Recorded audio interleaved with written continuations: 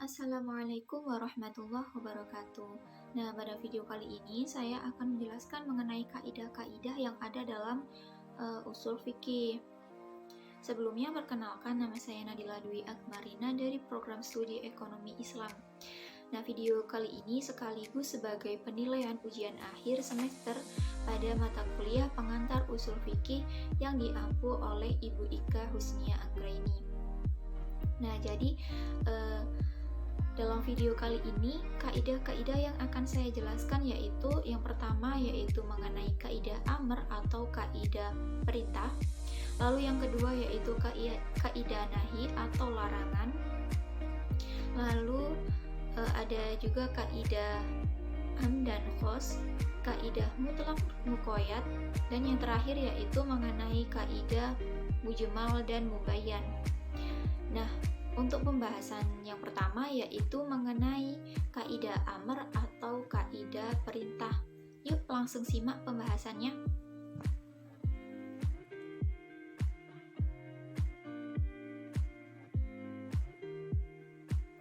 Nah, untuk pembahasan yang pertama yaitu mengenai kaidah amr atau kaidah perintah. Nah, jadi secara hakikat amr itu artinya sesuatu yang harus dilakukan. Namun secara majaznya amr itu juga ada makna yang artinya itu bersifat sunnah atau yang biasa disebut dengan an-nabdu.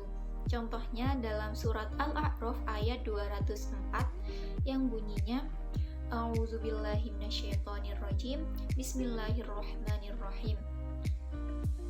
Wa idza quri'al Qur'anu fastami'u lahu wa ansitu la'allakum turhamun.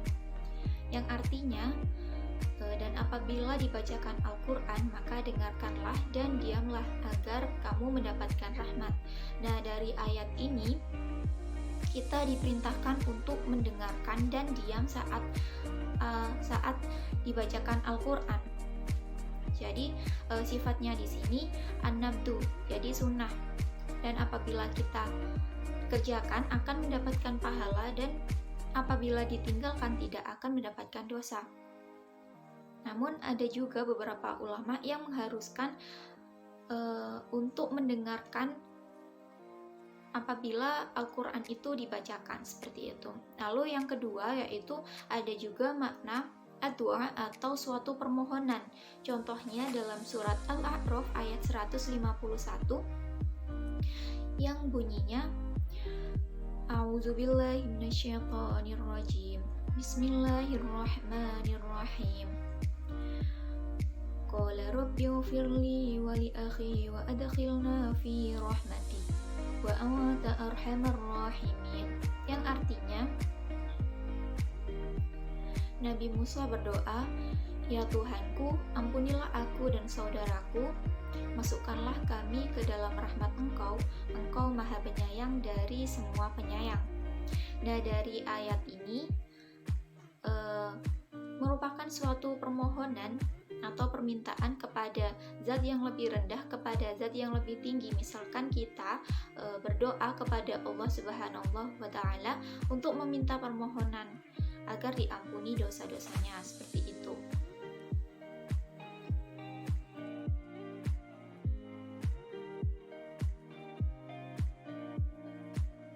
Nah, untuk pembahasan yang kedua yaitu mengenai kaidah nahi atau larangan.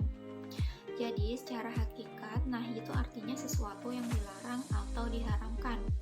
Namun, secara makna majaznya kaidah nahi ini juga ada yang bersifat al-ihanah, yaitu suatu yang menghinakan. Ada juga yang ad-du'a atau suatu permohonan. Contoh yang al-ihanah yaitu dalam surat Al-Mu'minun ayat 108 yang bunyinya A'udzubillahi minasyaitonirrajim Bismillahirrahmanirrahim. Qala khsa'u fiha wa la tukallimun. Yang artinya Allah berfirman, tinggallah engkau dengan hina di dalamnya dan janganlah kamu berbicara dengan aku. Contoh yang kedua yaitu mengenai ad-du'a atau suatu permohonan dalam surat Ali Imran ayat 8 yang bunyinya A'udzubillahi minasyaitonirrajim. Bismillahirrahmanirrahim. Rabbana la tuzigh qulubana ba'da idh hadaitana wa hab lana min ladunka rahmah innaka antal wahhab. Nah, dalam ayat ini kita memohon ampunan kepada Allah bahwa ya Allah, janganlah condongkan hati kami kepada hal-hal yang bersifat kesesatan. Jadi kita meminta kepada Allah Subhanahu wa Ta'ala.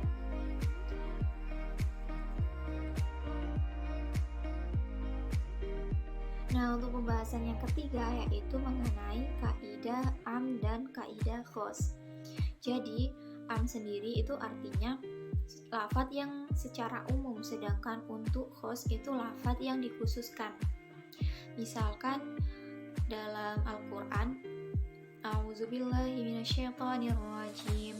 Bismillahirrahmanirrahim. Wa aqimus sholat, yang artinya dan dirikanlah sholat.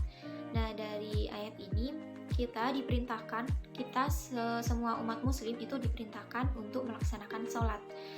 Namun dalam kaidah khosnya itu dikhususkan bahwa ada wanita haid yang dilarang untuk melaksanakan sholat. Jadi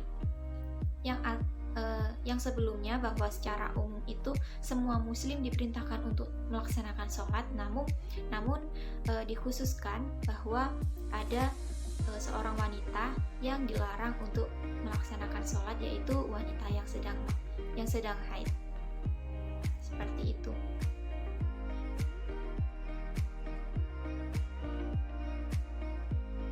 Nah, kemudian mengenai kaidah mutlak dan muqayyad.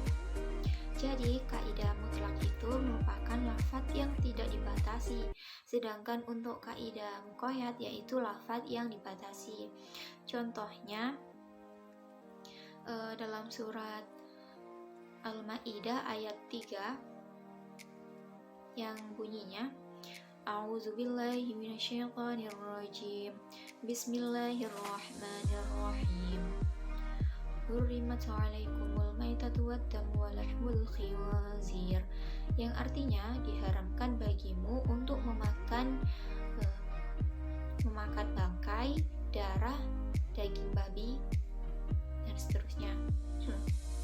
Nah, lalu dalam kaidah muqayyad itu dijelaskan dalam surat Al-An'am ayat 145. Nah, di situ pada ayat tersebut darah yang diharamkan itu bukan semua darah. Jadi darah yang diharamkan dalam surat Al-An'am ayat 145 yaitu darah yang mengalir.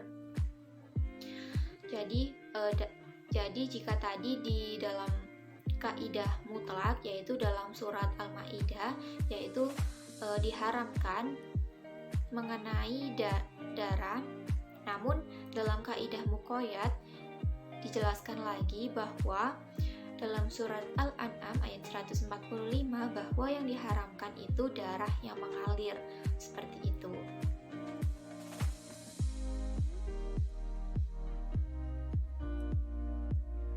Nah, untuk pembahasan yang terakhir yaitu mengenai kaidah mujmal dan mubayan. Nah, kaidah mujmal itu artinya lafadz yang masih belum jelas artinya atau belum ada penjelasannya, sedangkan untuk kaidah mubayan itu lafadz yang menjelaskan atau lafadz yang menjelaskan kaidah mujmal tadi. Contohnya dalam Al-Quran yaitu dalam surat Al-Baqarah ayat 275 yang bunyinya A'udzubillahi minasyaitonirrajim. Bismillahirrahmanirrahim. Wa ahallallahu al-bay'a wa harrama riba, yang artinya dihalalkan jual beli dan diharamkan riba. Nah, dalam ayat ini semua jual beli itu dihalalkan, sedangkan untuk riba itu diharamkan. Namun dalam kaidah mubayan dijelaskan lagi bahwa tidak semua jual beli itu dihalalkan. Contohnya jual beli yang mengandung unsur gharar atau unsur ketidakjelasan, atau bahkan jual beli tersebut mengandung unsur riba. Jadi jika jual beli tersebut yang mengandung unsur gharar atau mengandung unsur riba, jual beli tersebut menjadi haram. Seperti itu. Nah, mungkin kaidah mujmal dan mubayyan tadi sekaligus sebagai penutup dalam video kali ini. Semoga video ini dapat bermanfaat. Mungkin sekian dari saya. Wassalamualaikum warahmatullahi wabarakatuh.